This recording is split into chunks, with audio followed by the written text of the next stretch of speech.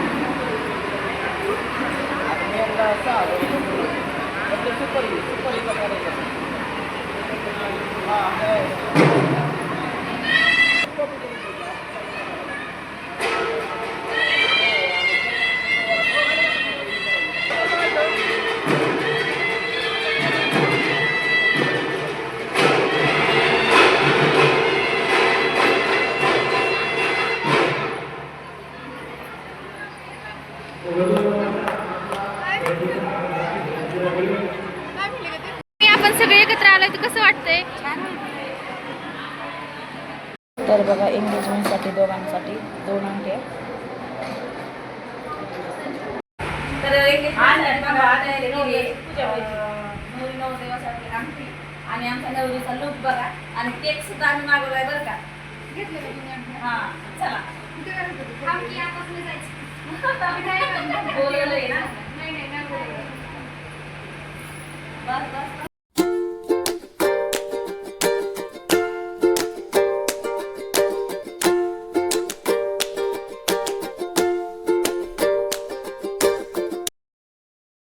तर बघा एंगेजमेंटसाठी नवरी आणि नवरदेव स्टेजवरती उपस्थित झाले. त्यानंतर माझा हा भाऊ आणि भाऊजाई बरं का. तर त्यांना नवरदेवाला हार घालण्यासाठी बोलावलं. तर चौघं पण खूप क्यूट दिसत होते आणि लग्नामध्ये ना असा आनंद घ्यायला खूप मजा येते बरं का. तर त्यांच्यानंतर फोटो वगैरे काढले नवरदेवाला हार घातल्याच्या नंतर. आणि नंतर मग एंगेजमेंटचा छान असा कार्यक्रम झाला अंगठीचा. आणि त्यानंतर मग आम्ही केकसुद्धा आणला होता बरं का. केकसुद्धा नवरदेवाने छान असा कट केला आणि एकदम मस्त वाटतं बरं का अशा वेळेला. आणि नवरदेवाने अंगठी उभा राहूनच घातली होती, पण मी त्यांना जावई आहेत माझे तर जावयांना खाली बसून अंगठी घालायला लावली.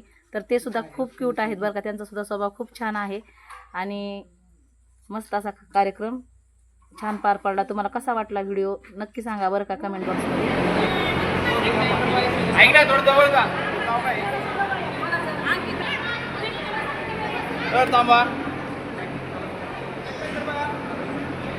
तर बघा इथं अंगठीचा चांगला असा कार्यक्रम पार पडला. त्यानंतर मग आम्ही केक आणला होता सेलिब्रेशनसाठी. तर त्यानंतर नवरदेवाने आणि नवरीने छान असा केक कट केला.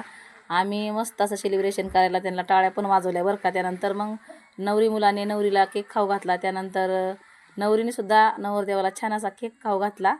आणि नंतर मग आम्ही सगळ्या माझ्या भाऊजाई आणि नवरी मुलीच्या माम्या मावश्या ज्या कोणी आल्या होत्या ना हळदी समारंभासाठी, तर सगळ्यांनी मिळून आम्ही हळदीचं डेकोरेशन छान असं ताटं तयार करत होतो.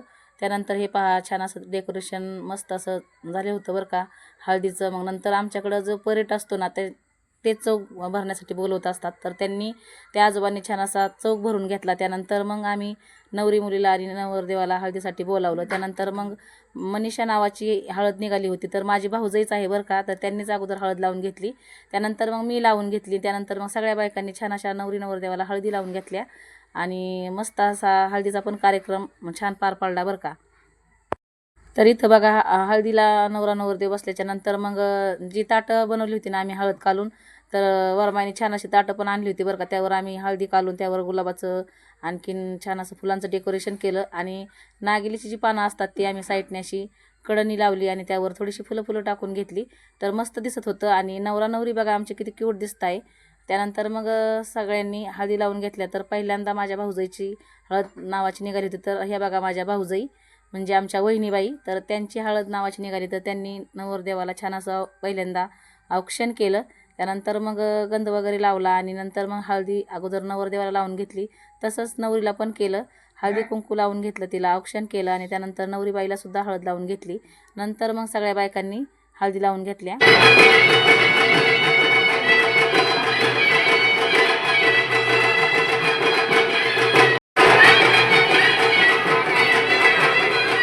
थोडं मागं सरक ना. ओय दीदी, इकडे सरक ना मागं.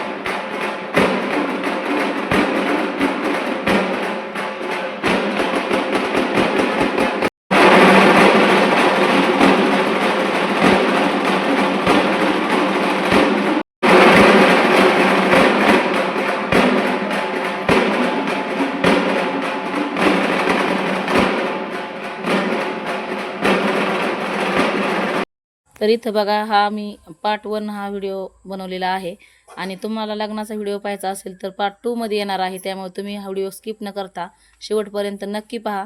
तर इथं बघा, हळदी लागल्याच्या नंतर मग रुखवत मांडण्याची तयारी चालू होती बघा. तर रुखवत मांडून झाला आणि पब्लिक भरपूर आलं होतं बरं का. आणि छान असं लग्न पार पाडलं. तुम्हाला जर हा व्हिडिओ आवडला तर लाईक करा, शेअर करा आणि सबस्क्राईब करा.